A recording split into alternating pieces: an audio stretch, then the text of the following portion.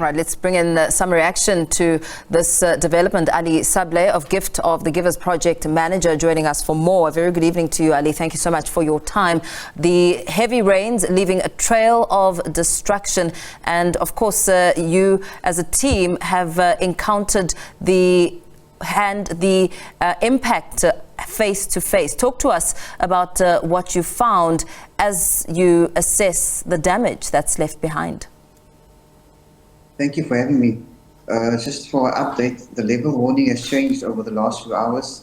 The Western Cape level warning has changed to level 4. The Garden Route has been issued a level 6 warning that's coming in from Sunday through the week. Our teams, it has been a busy day for our teams. We received calls, but we expected numerous calls from various informal settlements around the Western Cape asking us for assistance. Our teams are on standby. Not too long ago, last month, we responded to many calls from many informal settlements around the Western Cape. We distributed close to 5,000 blankets, fed over 15,000 people. And when the rain started coming down from yesterday, the regular calls came from those informal settlements that are built at the low-lying areas, that are built in wetlands. Guaranteed, whether it's small rain or big rain, those zones are going to be affected. Thankfully, we received less calls from informal settlements that were with the heavy rain that fell down yesterday that has got affected. But as I'm speaking to you, I just answered another call from a local community member who informed me that some parts of the Vlak informal settlement, which is in Kales Rivier, has been flooded. There's been calls coming from Kayamandi.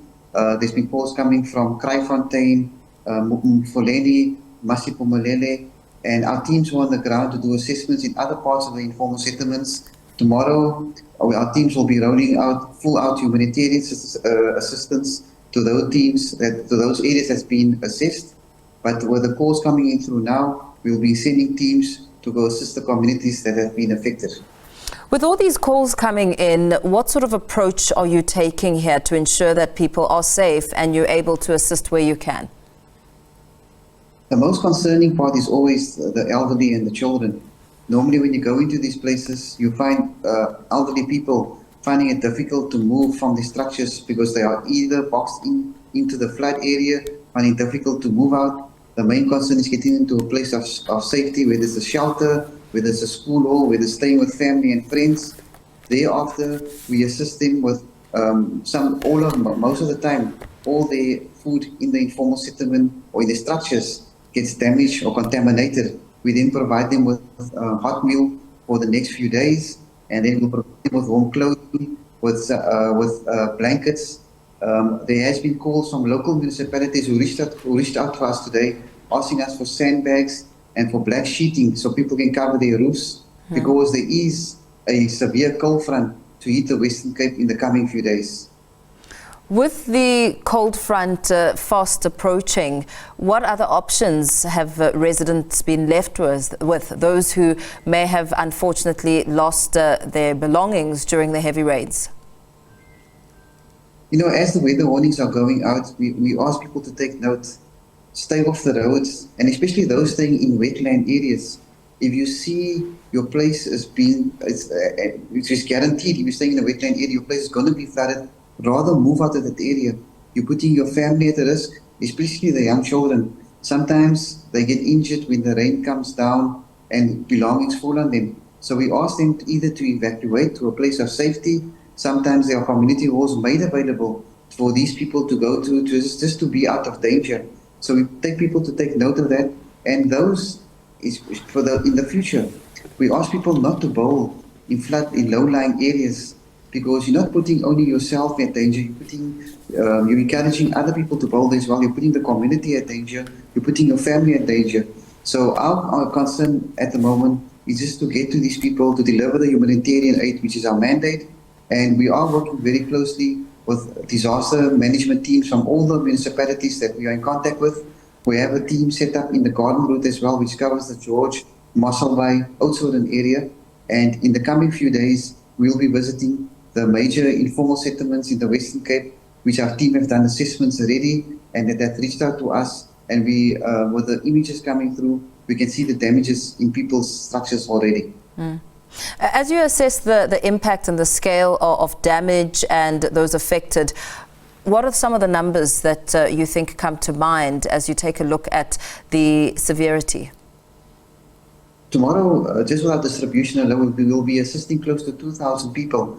Areas such as Deflactus in Kuilsrivier, Klapmuts, Mufuleni, Masiphumelele, we'll be assisting close to 2,000 people, and we're seeing that number increasing in the next few weeks as there are heavy rainfall predicted continuously in the Western Cape over the next few days. Last month, in a period of 4 days, we assisted close to 15,000 people, whether it was in terms of hot meals, blankets, home clothing, etc. And you know, schools are opening on Tuesday, so we are very confident of those learners going back to school on Tuesday in these conditions. In the past, we have to assist families with buying new school uniform and stationery and books, etc., because it either gets washed away or damaged. So the main concern at the moment is preventing this kind of loss for these communities. Yeah. And we hope communities take the call from the disaster management teams, from the weather warnings of the heavy rains that are coming down, and evacuating and not putting their families at risk. And with that process of evacuation, where do they go? What are the options that are out there? Normally, community halls are made available. School halls, if there's going to be no interruption in the school calendar, the school halls are made available. Otherwise, you know, we find sometimes communities, they're very reluctant to leave, scared their space, their goods are going to be stolen. But we are